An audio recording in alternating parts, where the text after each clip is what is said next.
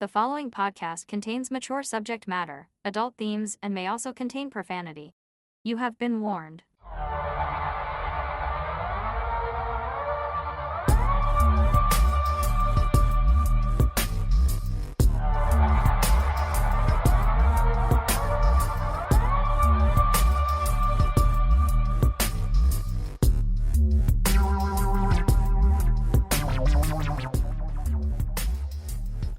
Hey, Absurdians, welcome to this, our bonus episode. Yay, bonus! Yay, bonus. And this is a bonus episode commemorating our 100th episode, which was released just a couple days ago. Oh, damn. So it's styling, profiling. It's yeah. I don't know what that means, really. Next month will be 2 years. Quite we true. Started, right? Quite true. Yeah, so pretty close in timeage. Mm-hmm. Yeah. So we did our. We'll say, hey, how's it going, Mel? Oh, hi. Good. How are you? Great, fantastic. Yeah, wonderful. Because we did all that pleasantry stuff. The other one. Yeah, at the beginning of the now we previous don't care. episode. So, Now we don't we still care, but we're still here. Nothing's changed No. since then. So in this episode, we're each going to do one story, but then we have some questions that were submitted from our listeners. Mel came up with a brilliant idea to ask people if they had any questions they'd like to pose about us, about the show, that kind of thing. And we had many questions sent in, some of which asked largely the same question as others. So we condensed them. Instead of doing all of them, we couldn't do that. It would take up the whole episode. But we do absolutely appreciate all those people who sent us questions. Yeah, for sure. So, mucho apreciado. I think that's Spanish. Sure, I'll go with it. But before we launch into it, I have an update on one of your stories from way back when. Okay. Remember when you did the story about the Japanese scientists who were working on an ability for adults to regrow teeth? Yes. Okay. I have an update. Okay.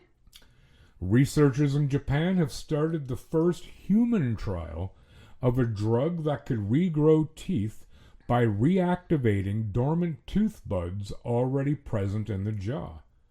It targets a protein that normally suppresses tooth growth. So far, it's worked in mice and ferrets and has produced fully functional teeth. This phase 1 trial, started October 2024, is just testing safety in adults, with real-world use still a couple years away, potentially around 2030. Now, apparently everyone has a third set of tooth buds that atrophy and never form into teeth. This procedure would activate them. That's pretty awesome, dude. Yeah. Yeah. So, for people who have had accidents or maybe were never taught good dental care, they don't have to live with that misery anymore. Yeah, that's pretty good. Yeah, that's pretty sweet, I thought. Another quick weird little thing here. It's just a picture, which I obviously can't show because we're only doing audio. A New York woman was detained for attempting to ride a horse through a subway station while dressed as a pirate and handing out gold chocolate coins. Why stop her? I think that's amazing. Fantastic. Where was this? New York? Yeah, NYC. Oh my goodness. That's beautiful, eh? Who thinks of these things? It would be a good idea. She did. You know what I want to do today? I want to ride a horse. Well, I mean, the horse might be subway. problematic, because, horses are scared of sunshine, for God's sakes. But, so there could be potential risk. Yeah, just a little bit. But, I hope they're not too hard on her. Dressing as a pirate? Why not? Handing out chocolate? All for it. I encourage it. What could go wrong? I wouldn't know, unless it was all really melty. Maybe not in the subway line. We can hand out chocolate in the subway line. Why not? What's wrong with that? She wasn't standing on the line. Like she was standing on a platform. Oh. She wasn't riding her horse down the subway. Okay, that's what I was thinking that you were talking about. No, that would she be was bad. riding it down No. the Well, who would she give tunnel. chocolate coins to in the I tunnel? don't know. Well, That's why I was confused, all right? Very. God. Yeah, so how do you want to do this there, Mel? I don't know. Do you want to do questions first or stories first? I was about to ask you the same question. How about we do stories first and then we'll end with some Okay. questions. Does that sound good, people? Sure. Yeah? I Okay, it good. seemed to See, agree. I heard everybody. They're like, yeah, Mel, let's do that. So you Do you start. want me to go? Damn right. Okay. I started last one. All right. Giddy up. Hang on. I got to find it first. Oh my god. I like those gold chocolate coins. Remember when you and what's her name bought me a bag of gold chocolate coins? Yeah. I ate them. Yeah, well, Like I don't have them anymore. Oh. Did you keep the wrappers? No. Why would I? You can't even get the chocolate out and keep the wrappers. You gotta crush it. Yeah. You know what I mean? Okay, you ready now? Yeah, very. All right. A Texas attorney has been awarded the title of the female with the world's widest tongue, Oh, go on. measuring a whopping 3.11 inches at its widest point. Shit. Brittany LaCove's tongue is wider than a hockey puck Oh. and almost as wide as a credit card. It is 1.2 centimeters wider than it is long.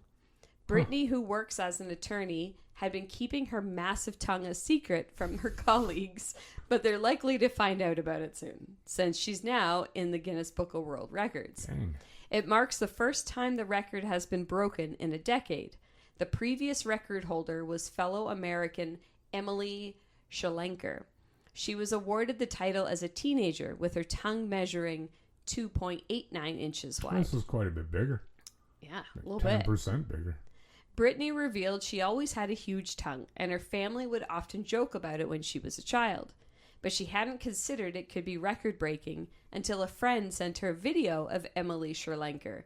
Realizing that she may have a wider tongue, the video prompted Brittany to measure it. She submitted the required measurements to Guinness Book of World Records, which keeps a database of around 40,000 world records. In February, they verified that Brittany was the new world record, February of 2024, Right. might I add, by a margin of 0.22 inches. The attorney said most people react with shock and curiosity when she shows them her tongue for the first time. It is neat and kind of funny, she admitted. She still hasn't told her colleagues about her new record yet. The title of male with the widest tongue in the world belongs to Brian Thompson. When measured on July 2018, it came in at 3.49 inches at its widest point. Brian's tongue measured 9.32 centimeters in length from the front of his teeth to the tip of his tongue. The previous male record holder of the widest tongue was Brian Sherlenker, Emily's dad. Oh, really? So I actually saw this story, Yeah. but it was Brian. And I saw a picture. It popped up on something, and I'm like, oh my God, that's a big old tongue. And he's sitting there with his wife, and she's got the biggest grin on her face. Seen that. Yeah, And yeah. I'm like, I want to look into this. So I looked into the story, but it was from like 2014. Right. So that's when I Googled if anybody's beat that. And then I came up with this girl who just won it in 2024. But the pictures are pretty incredible. Like, it doesn't, when you say, like, what did I say, 3.33 inches? Yeah, What I said? 3.1. No, 3.11 inches. Yeah. At its widest point. Like, that's like, that's a big tongue. Yeah, she should work, like, I don't know, mailing stuff. Like licking stamps or Yeah, what? or envelopes. You know. Hey, can you come in and help wash the dishes? She's not a dog. Oh, I know. But anyways. Yeah, that's going to go down a really weird rabbit hole. So, yeah. Anyways, the pictures are kind of neat.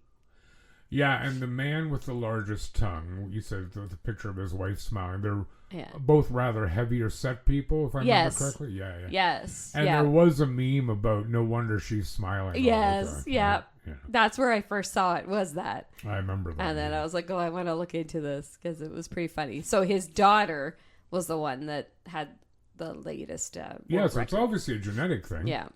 To some extent. Yeah. Huh. I think my tongue's pretty normal. Yeah, I think mine is I too. don't know. It was forked. It was forked. I don't know. Is that even a thing? Can that really be a thing? I don't know. I hope not. I have a long one. Okay. Story, that is. Not a ton. Hey, did you ever watch any American Horror Story? Oh, I love that series. Yeah. So good. I haven't watched... I need to watch some of the other ones. I watched, I certainly watched Murder House. Yeah. And then the next one was it called Asylum? I don't remember what order, but yeah, there's Asylum. Okay, and then there's Coven. Yes. I liked all of those. I really liked Coven. Yeah. Jessica Lange, who proves that being sexy has nothing to do with your age. No. Because she's well older than I am and she's sexy. Mm-hmm. Do you remember the Catherine Bates being in that that one? Yeah. Okay. The story I'm about to do is a long story, but it's about the character that was portrayed by her in that series. Okay. She was a real historical figure. Mm. All right? Hang on to your chapeau. I'm hanging. So, on the morning of 10th of April, 1834, smoke began to rise from one of the grandest homes in New Orleans. Within hours, what had long been whispered about in private would be exposed in full public view. Behind the polished facade of 1140 Royal Street, a reality emerged that would permanently stain the reputation of one of the city's most prominent women, Delphine LaLaurie. Delphine LaLaurie. Marie Delphine McCarty was born on 19th of March, 1787 in New Orleans. During the period when Louisiana was under Spanish rule. Her family occupied a prominent position within the city's European Creole society. Her father, Louis Bartholomew D. McCarty, descended from Irish immigrants who had settled in the region during the French colonial period. Her extended family held influence across political and administrative circles, including her cousin, Augustin D. McCarty. This environment shaped Delphine's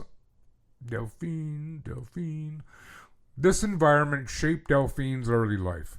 She grew up in a society where wealth, status, and reputation were carefully maintained, often through strategic marriages. By the age of 13, she had already entered her first marriage to Don Ramon de Lopez Angulo, a high-ranking Spanish officer. His death a few years later left her a widow with a young child, so at 15, that's awesome. Her second marriage in 1808 to the banker and legislator Jean Bloch further strengthened her position. With him she had 4 children and lived in considerable comfort. When Blanc died in 1816, Delphine was once again widowed, but financially secure. Her third marriage in 1825 to physician Leonard Louis Nicholas LaLaurie brought her the name by which she would become infamous. Despite this marriage, contemporary records suggest that she maintained an unusual degree of independence for a woman of her time. She managed her own finances, oversaw property transactions, and conducted business affairs in her own name. In 1831, Delphine purchased property at 1140 Royal Street in the French Quarter. The following year, a substantial residence was completed on the site. At the time, the house stood as a visible marker of wealth and refinement. With its elevated structure and commanding presence, it became one of the most recognizable buildings in the area. Inside, it featured elaborate interiors, including marble flooring, carved woodwork, and interconnected drawing rooms designed for entertaining. Delphine maintained her position in society through regular gatherings and hospitality. Visitors described her as graceful and composed, a woman who appeared entirely at ease within the expectations of elite New Orleans life. Yet, even during these years, rumors circulated. Accounts from the early 1830s indicate that some residents of New Orleans had begun to question the conditions within the LaLaurie household. Observers noted that enslaved individuals seen in public appeared unusually thin and distressed compared to others in the city. Remember, this is during slavery in the U.S. Mm-hmm. Despite these concerns, Delphine maintained a carefully managed public image.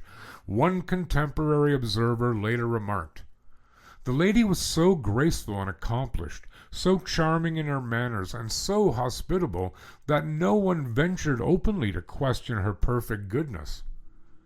Official intervention did occur at one point. Following reports of mistreatment, a lawyer visited the property to investigate. No clear evidence of wrongdoing was found at that time. However, other incidences would soon draw far more serious attention. One of the most widely repeated accounts from this period concerns a young enslaved girl, often identified as Leah. According to later recollections, the incident began with a minor mistake while brushing Delphine's hair. What followed, as described in contemporary narratives, was a pursuit through the house with a whip and onto the roof. What happened on the roof remains uncertain. Some accounts suggest that the girl had fell accidentally, others that she jumped, and some that she was pushed. A witness later described the aftermath. She heard the fall and saw the child taken up, her body bending and limbs hanging as if every bone in her body was broken. This event prompted legal action. Delphine was found guilty of illegal cruelty and required to forfeit several enslaved individuals. However, this intervention proved ineffective. Through intermediaries, she arranged for those individuals to be repurchased and returned to her household. The turning point came on 10th of April, 1834. A fire broke out in the kitchen of the Royal Street Mansion. When emergency responders arrived, they discovered an elderly enslaved woman chained to the stove. She later explained that she had set the fire herself, choosing what she believed would be a quicker death over continued life in the household. She also revealed something more troubling. According to her account, those taken to the upper parts of the house didn't come back. As the fire was brought under control, attention turned to the rest of the property. When bystanders attempted to access the slave quarters, they were refused entry. The doors were locked, and Delphine and her husband reportedly declined to provide the key. Eventually, the doors were forced open. What was found inside the quarters shocked even those familiar with the realities of slavery in the American South. A contemporary report in the New Orleans Bee, dated 11th April 1834, described 7 slaves, more or less horribly mutilated, were seen suspended by the neck, with their limbs apparently stretched and torn from one extremity to the other. Jeepers. Later accounts, including those of the English writer Harriet Martineau, provided further detail. Writing after her visit to New Orleans in 1836, she described individuals who were emaciated, found in restrictive positions, and subject to repeated physical abuse. They were chained and tied in constrained postures. Their bones were coming through the skin. One of those who entered the premises was Judge Jean-François Camonge, who later testified to having found in the LaLaurie mansion, among others, a negress, black woman obviously, wearing an iron collar, and an old Negro woman who had received a very deep wound on her head, who was too weak to be able to walk. Camonge said that when he questioned LaLaurie's husband about those enslaved on the property, he was told in an insolent manner that some people had better stay at home rather than come to others' houses to dictate laws and meddle with other people's business. A version of this story, circulating in 1836 and recounted by Martineau, added that the enslaved people were emaciated, showing signs of being flayed with a whip, were bound in restrictive postures, and wore spiked iron collars which kept their heads in static positions. In other words, they can't move their head up or down. When the discovery of the abused enslaved people became widely known, a mob of local citizens attacked the Royal Street Mansion and demolished and destroyed everything upon which they could lay their hands. A sheriff and his officers were called to disperse the crowd, but by the time the mob left, the property had sustained major damage with scarcely anything remaining but the walls. The Pittsfield Sun, citing the New Orleans Advertiser and writing several weeks after the evacuation of the Laurie's quarter of her victims, claimed that 2 of the enslaved people found in the mansion had died following their rescue. It added, "We understand that in digging in the yard, bodies have been disinterred, and that the condemned, while in the grounds of the mansion, having been uncovered, others, particularly that of a child, were found." These claims were repeated by Martineau in her 1838 book, Retrospect of Western Travel, where she placed the number of unearthed bodies at 2, including the aforementioned child, Leah. Official records also indicate that multiple deaths had occurred within the household between 1830 and 1834, though causes were not documented. These deaths included a woman named Bonne, B-O-N-N-E, like good, who was 30 years old, a cook and laundress, and her 4 children. Juliet died age 13, Florence died at age 10, Jules at age 6, and the youngest, Leonton, died at the age of 2. Respectively, Bonne had previously been enslaved by a refugee from Saint Domingo and was described during her sale as a chronic runaway. Amid the chaos, Dauphine LaLaurie managed to escape. She was transported by carriage to the waterfront and departed New Orleans by boat, first traveling to Mobile, Alabama, and then onward to France. Despite the severity of the discoveries made in her residence, she was never brought to trial. Her later life remains partially unclear. Some accounts suggest she lived quietly in Paris. A copper plate discovered in the Saint Louis Cemetery indicates a death date of 7th of December, though historical records confirm the year as 1849. The original structure of 1140 Royal Street did not survive in its original form after being heavily damaged. It was eventually rebuilt later in the 19th century. Over the decades, the building has served various purposes, including a school, apartments, and commercial premises. In 2007, it was purchased by actor Nicolas Cage, before later changing ownership again. Today, it remains one of the most recognized buildings in the French Quarter, partly due to its architecture and partly due to its history. Wow, Yeah. that's some... They were some pieces of crap.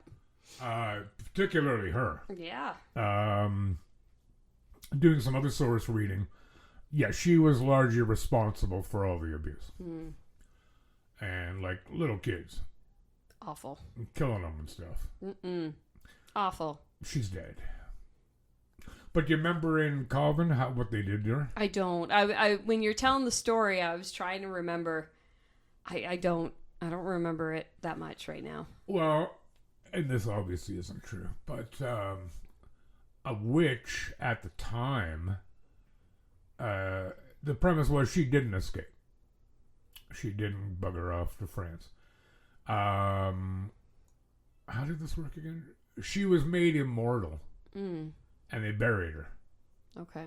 Wow. So just imagine being in a coffin all of eternity and being awake and conscious. Anyways, in the series, they brought her back. Oh, okay. Yeah. And it's Catherine Bates who plays her, who's a great actor. Yes. I might watch... I should rewatch those. Yeah, I was just saying that too. Asylum was a trip. Yes. It was really heavy. Yes. But Calvin, yeah, I really like Calvin. Was really good. I really enjoyed Roanoke. Is that about the colony that disappears? Because there's one where it's a family and they live out in this Yes. house in the middle of nowheres. I didn't make it all the way I have to through. look. I'm getting them all mixed up in my head, but I remember enjoying Roanoke. But Okay. I can't right now. I can't remember what it was about. But I Right. really liked Hotel too. That one was I messed never up. watched that. Oh, I watched a couple episodes. Is that Lady Gaga? Yeah, Yeah. But she did so good in it, and it was interesting. No, I've got no issue with her. A lot of them I just started, and for whatever reason, I just left. Not because I didn't like them, but I might have to revisit some of those. Alrighty. So, time for some questions? Yeah, let's do it. Alright, let's do it, eh? Let's do it. Woot woot. So I got one from Scott, who is an avid listener and a contributor. Mm-hmm. He asks us questions, he comments, he reposts our stuff. We love him. He asks this question here. Some of the subject matter you cover is horrifying and shocking. I know while listening to some stories, I find myself being angered, saddened, and on the other side, when your stories have a happy ending, it can be uplifting. Just wondering, does it affect you, and if so, how? Do you have an answer? We both have to answer. I mean, obviously, it's going to affect me, Right. especially some of the sad ones that have anything to do with kids and babies and just the disjustice. Oh, I can't even say that. Injustice? Yes. And yeah, so I'm trying to think of some examples off the top of my head, but I know we've had some. I remember I did one very early on about how these parents were trying to teach their kids right from wrong. And remember, it was the one where they pretended that the kid was abducted and they did like horrifying things to him. Yeah. Like, so yeah, I mean, obviously some of them can be really I'd forgotten heavy. about that one. Oh, yeah. Does it affect me? Yeah, I mean, certainly in the moment it does. You know, like when I'm researching and I see something, I'm like, oh my God. Like, man's inhumanity to man, Yeah. you know? Yeah. And by man, I obviously mean human. Bless thee. Oh, excuse me. Mel sneeze. Isn't that a cute little sneeze? Achoo. Achoo. You're such a dick. Yeah, so he asked the second part of the question here, which I'm going to read. Because I asked him, I said, was there any story you found particularly horrifying or angering? Yeah.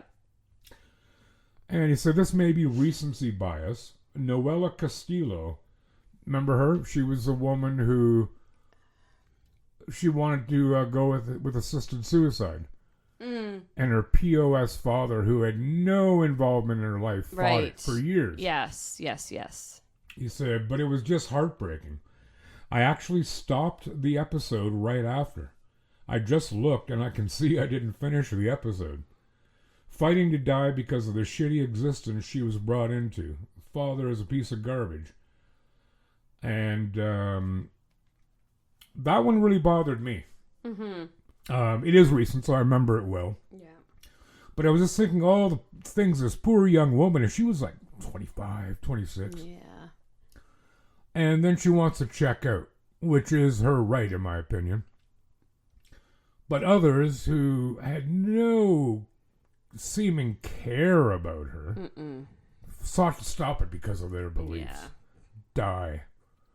That one, and another story that really bothered me was the boy, I think he was a high school student, who got trapped in the back of his car. Okay, it's funny you say that because that's what I wrote down too. Did you? I put that exact same story. That one really bugged me. That one was hard. Yeah. You know, like you almost think the universe is against you or something like that. And he managed to call the cops. Yeah. Who showed up, and I'm not going to throw stones at them, but he did describe the vehicle. And they didn't look in it. You know, and so sad. And then his father came and found him. Like, Jesus. I know. That one, yeah, it's funny you had that because that's exactly what I put down. That was one that really bothered me. Mm-hmm. You know, and I tend, when I get like that, I tend to go, okay, well, I'm not going to think about this anymore. Mm-hmm. You know, because it can haunt you. Oh, 100%. So you got a question? Yeah, I got some other ones that we can go through. Bloody cough? Yes. We got a question from Maria. Maria. It's a song by Blondie. Okay. Let's do that again. Say your intro again. We got a question from Maria. Well, we got one question from Maria. Maria, you got to see her. Song by Blondie called Maria. That's wonderful. It is wonderful. It's a great tune. Okay, are you done? For now. Shut I up. swore again. Do it. She asked, how did you guys meet and how did the podcast come to be? You want to handle this one? I can handle this one. Do it. So I met my lovely co-host over here I know. at bingo. It's true. It's true. He calls bingo from time to time. Back then, it was all the time. Back then. So this would have been like before COVID when we met. Oh, yeah. And I used to go more regularly just to support different fundraisers and whatnot. And you love bingo. And I enjoy going out once in a while. There we go. And anyway, just got chatting there a few times. And, you know, being the youngest one there, you kind of stand out, right? I wasn't the youngest one there. So anyway, just kind of over time and developing a friendship, Rod came up with the idea of doing the pod, and that's really the short end of the story. Well, I'm going to add a little bit to that. Yeah, you go for it. I'm going to. So I actually asked Mel if she would be interested in co-hosting, and she thought about it, and I presume in-depth thinking about it for some time. But then decided that she really didn't have time or what have you. And it was shortly like into COVID too when you had asked me. Yeah. And Yeah. I don't think I was in the right headspace at that point in time. I would argue you're still not. But yeah, so the idea sat for a little while. I looked at a couple of other people I know, and both of whom were good, very good choices. But then it never really took off per se. But then Mel came back to me and said, are you still looking at doing a podcast? And I said, heck yeah. Heck to the yes. That's exactly how I said it. Yeah. And here we are. Here we are. Episode 100. All those years ago. That's a song by George Harrison. Yeah. So yeah, thanks for that question, Maria. Yeah, it's a good question. We have another one from Jessica. Oh, are you going to do them all, right? Yeah, I'm going to do them all. Okay, What? fine. No, that's You cool. don't want me to? I don't care at all. Okay. Are there any topics that you won't discuss on the pod? And how do you determine what stories you will talk about? That's a really good question. That is a very good question. Well, we don't do anything political. No.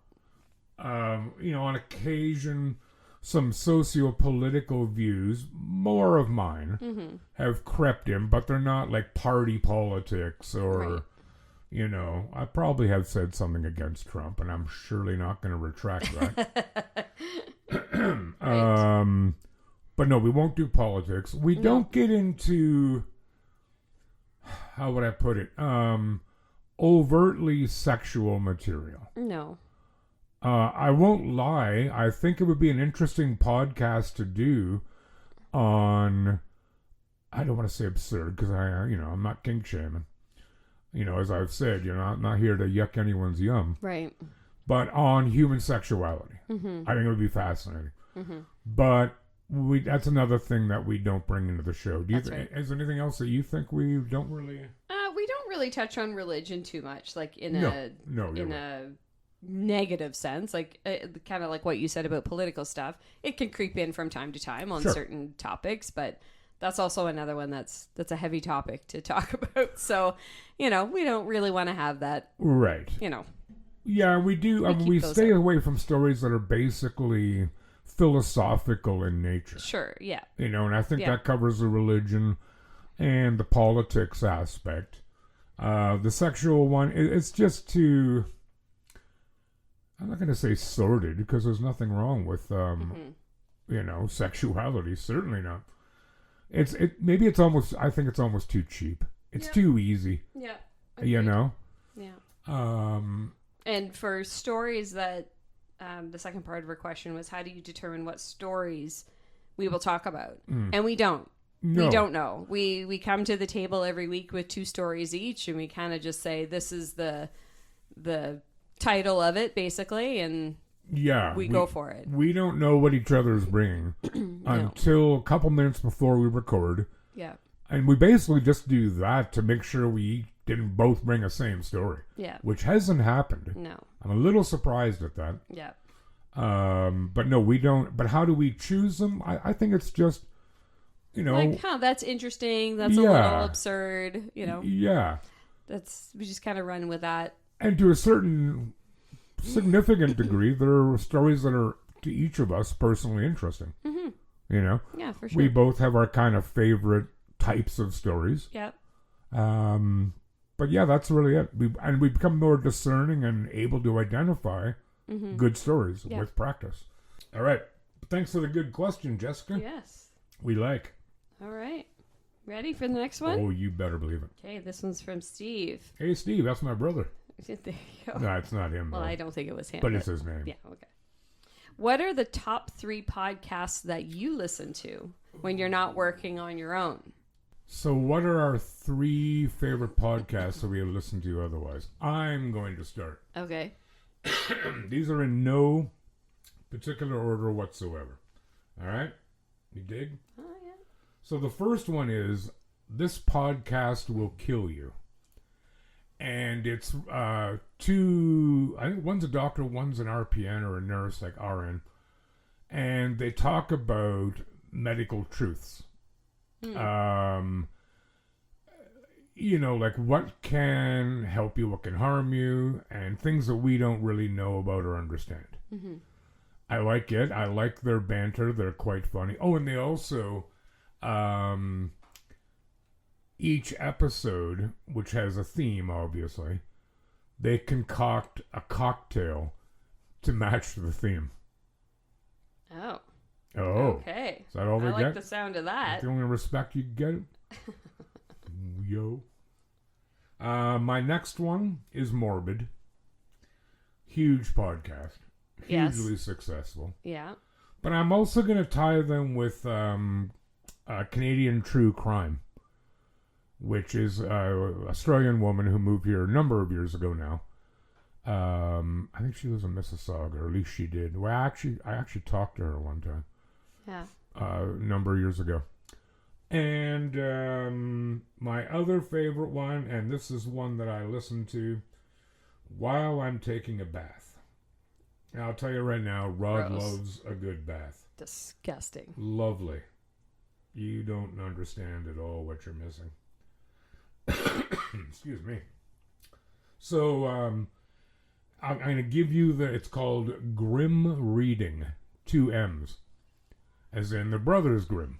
Okay. So they read one of the Grimm's fairy tales or Grimm tales, and which they do it in a nice, lighthearted approach, none of which are fit for children. Mm. And then they kind of disassemble it and look at the historical backgrounds for the tales. Okay. So other cultures that have similar tales. And like the Brothers Grimm, they didn't write, they collected folklore, mostly Germanic folklore. It's great. They're 2 English guys, and you can actually hear the crackling of a fireplace in the background, which is, I'm sure, a recording, because they say they're in a castle, which I'm going to say they're... They're not. But I think they're great. What about you, Mel? What are your 3 favorite podcasts? Well, I'm going to be honest. I don't actually listen to too many podcasts. There is one I do listen to quite regularly, and we've talked about him before. Go on. Is Scott Fox After 9. Yeah. I just think he's extremely intelligent in what he's talking about. He speaks, it is mostly political. Uh-huh. But that's kind of where I get my news, because I don't watch the news because it's garbage. And he kind of hits both sides of the coin, whether you're conservative or liberal. Uh-huh. He's hitting both sides, getting all the information. And he talks about other things too. It's not just political, but I really enjoy it. Now, he co-hosted it with another person at one time, didn't he? Yeah, Kat Callahan, Right. who cool, is the man. TikTok voice. What does that mean? She's the voice of TikTok. Does TikTok Like one have of a them. voice? If you, I don't know the name that is used for on TikTok, but you've heard it before. I can almost guarantee you've heard her voice before. Really? Yes. Huh. Anyway, I listen to them. I do listen to Call Her Daddy sometimes. Go on. Depending on who she has on, What's it about? because Sorry, she'll have different what's it about? different celebrities Oh, on okay. there. Right. But it's like real conversations. It's not like some talk show host questions. Like they get into the guts of things, and I've heard some really good. Actually, one of my favorite ones was oh my gosh, I can't think of her name. From Grey's Anatomy, Meredith, like the lead actor in Grey's Anatomy. I can't think of her name. I know of the show. I've never seen it. Oh, anyway, she like really good. You're just getting kind of the backstory of everyone's life, and the good, the bad, The Ugly.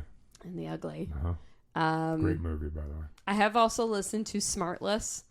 What's Smartless? Smartless. Oh, Smartless. Yeah, so it's got of course, now I can't think of their names either. God. I'm not very good at this right now. No. Jason Bateman, Oh, Sean Hayes, don't know him. and Will Arnett. Oh, okay. Yeah. They do kind of the same thing. They bring in celebrities and stuff, but their banter Yeah. is hysterical. I Like like- when it's just the three of them talking, Yeah. like they're really good friends. You can tell, and they chirp each other, and it's I really like fun. Jason Bateman. I do too. I'm Yes, I saying do. because I rewatched Arrested Development, which is absurdist humor at its finest. Don't groan at Arrested I'm not Development. groaning. I'm just. I'll come across this damn table. That is good. So that makes 3. You Yes. listed 3. Yeah, I listed 3. Cool. Listed 3. Yeah, All there's right. a few others that I dabble once in a while, but Dabble. Who asked us that? That was Oh yeah, Steve. that was Steve. Yeah. All right. And we got one more question. Let's do it. This one's from Devin. Hi, Devin. What's a random skill or hobby you have that has nothing to do with your podcast topic, but surprisingly helps you be a better host? I guess it doesn't really have to do with a podcast topic, but just what kind of makes you a better host in general. Do you want me to start or you? You can go. Well, anyone who knows me will not be overly surprised at this, but I enjoy talking. Yes, he does. I am a strange person in that I actually quite enjoy public speaking. Yeah. Not to say I never get nervous, but it's a positive energy. Sure. That one, and I think I also really enjoy doing research. Right. If you go to university, particularly in an arts program, you will not succeed if you are not good at research. Right. So I think those are 2 attributes, if you will, that certainly benefit me in doing the podcast. Mm-hmm. What about you, Mel? Well, I don't know. Come on. I mean, I don't love public speaking. Really? That's not weird because really. you're quite talkative. I am quite talkative. Indeed. I mean, I'm comfortable in a crowd. Oh. I don't have a problem speaking up. I think that was an acquired skill, but yeah, and I've dabbled in the audiobook world. Yes, you have. And I'm comfortable with a microphone, so here you are. What? Nothing. What was that face for? It looks just like a Telefunken U-47. I'll explain that to you later. All right then. Anybody, I know at least one person listening who will get that. Okay. What was I going to say? Yeah, you're not afraid to speak out. No. No. And I went to broadcasting school Oh, also. yeah, right. Okay, what was your other thing, though? What other thing? Didn't Devin? What is? Just a random score. I gave 2. Yeah. Okay, we weren't asked to. No. Yeah, I really enjoy it. Like, I really enjoy doing the podcast. Mm-hmm. Not simply just to get together with Mel once a week, which I do enjoy. As you should. You ever notice how some people just can't take a compliment? I am absolutely one of those. No kidding.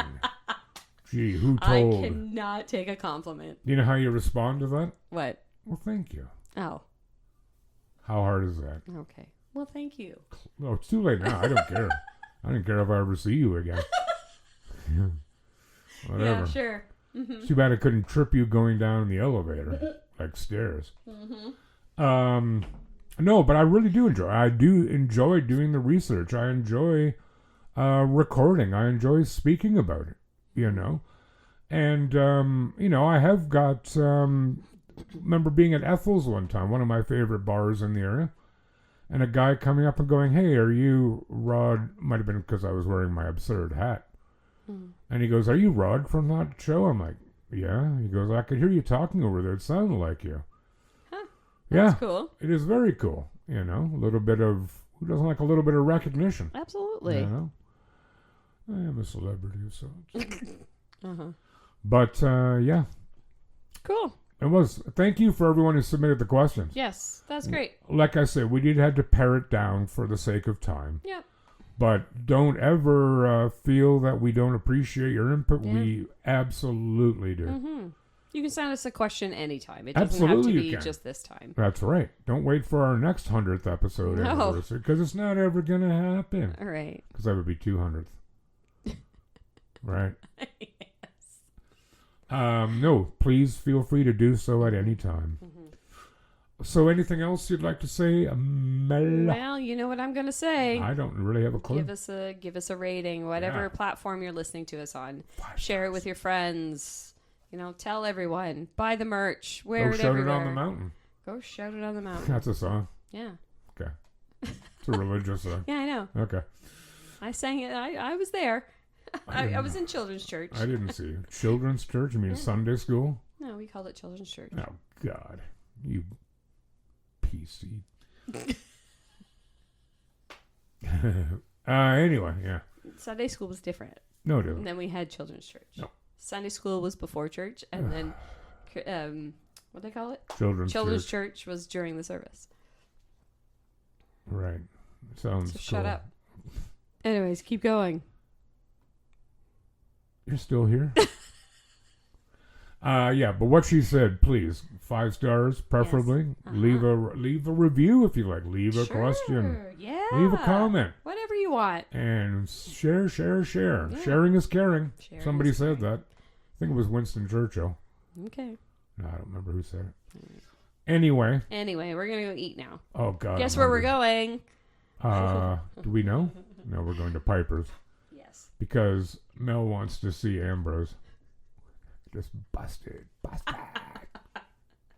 He's like 26. Send in your judgment. He's just a baby. Send in your judgment. He's just a baby. He ain't a baby. No, he's a grown man. Listen. What? Anyway. Anyway. Thank you again, everyone, for listening. Hopefully you'll come back next week and we'll be doing this again. Mm-hmm. So, until that time, please take good care of yourselves and one another. Bye. Arrivederci. Happy 100. Happy 100.